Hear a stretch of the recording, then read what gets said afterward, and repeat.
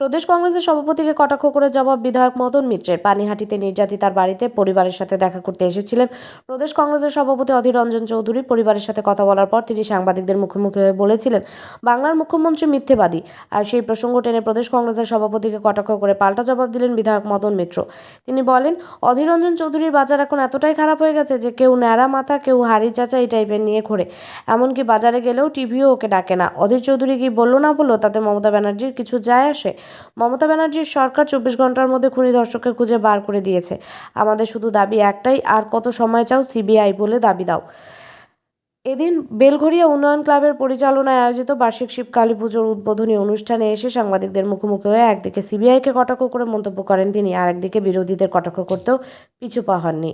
বিচারপথ এইটা আমাদের এই মঞ্চ থেকে আমরা ঈশ্বরের কাছে প্রার্থনা করছি। ভালো থাকবেন, আমি সময় নষ্ট করছি না। আমাদের মধ্যে এই মুহূর্তে শ্রাবন্তী জন্য একটা জোরে হাততালি বলতে চাই। আর মঞ্চে উপস্থিত যারা যারা আছেন তাদেরকে আমার নমস্কার। আর স্পেশালি মদন ভাই এত ভালো ভালো কথা আমার ব্যাপারে বলেছেন যে আমি স্পিচলেস, আমার মুখে আর কোনো শব্দ আসছে না। নিজের ব্যাপারে ভালো কথা শুনছি, খুবই ভালো লাগছে, তার শ্রদ্ধা করি। ইনফ্যাক্ট আমার বাবাও ওনাকে খুব ভালোবাসেন। তো তার মুখ থেকে এত ভালো ভালো কথা শুনেছি, তো বোঝাই যাচ্ছে যে আমি এক্সট্রা ব্লাশ করছি। কিন্তু আপনাদেরকে এটাই বলবো, আজকের দিনটা সত্যি খুব স্পেশাল। আমি মা ভবতারিণীর মন্দিরে গিয়ে প্রণাম করলাম আর তার থেকে আশীর্বাদ দিলাম।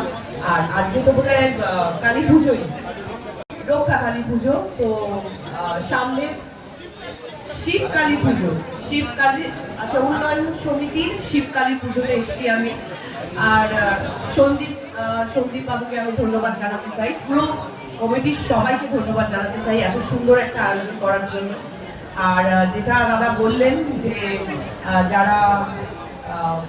যাদের সঙ্গে যে খারাপ জিনিসগুলো হয়েছে তারা যেন জাস্টিস পায়, এটাই আমি বলবো। আমি নিজে একজন মেয়ে, তো একটা মেয়ের পাশে আমি সবসময় আছি।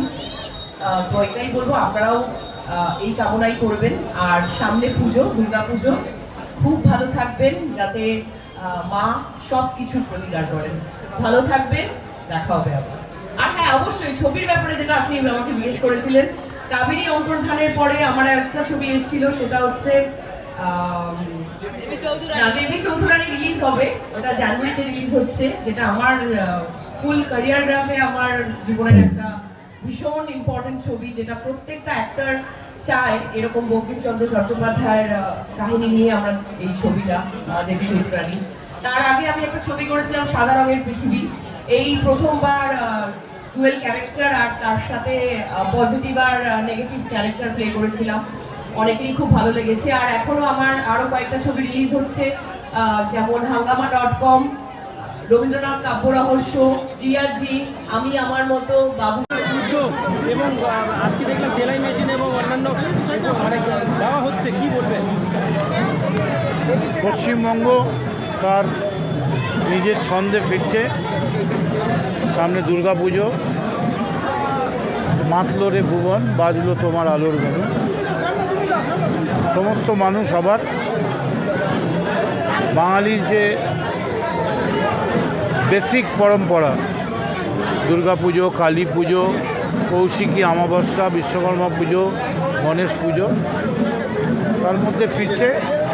কিন্তু তার মধ্যেও একটা দুঃখ রয়ে গেছে যে এখনও অবধি সিবিআই, প্রায় 1 মাস হতে চললো, এখনও সিবিআই কোনো দিশাই দিতে পারলো না যে আরজিকর কাণ্ডে প্রকৃত দোষীকে। মমতা ব্যানার্জির সরকার 24 ঘন্টার মধ্যেই কিন্তু একজনকে গ্রেপ্তার করেছিল। সেখানে সিবিআই 1 মাস ধরে কিছু বলতে পারলো না।